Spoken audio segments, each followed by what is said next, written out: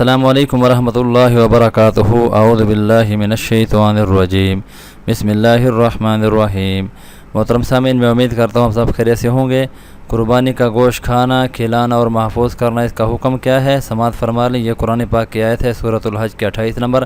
فَكُلُوا مِنْهَا وَأَطْعِمُوا الْبَائِسَ الْفَقِيرَ، پس آپ بھی کھاؤ اور بھوکے فقیروں کو بھی کھلاؤ۔ رسول اللہ صلی اللہ علیہ وسلم نے صحابہ کرام رضوان اللہ علیہم اجمعین سے فرمایا، کلو وَأَطْعِمُوا وَادَّخِرُوا، کھاؤ، کھلاؤ اور ذخیرہ کرو۔ صحیح بخاری حدیث نمبر 5569، کتاب الاضاحی ہے۔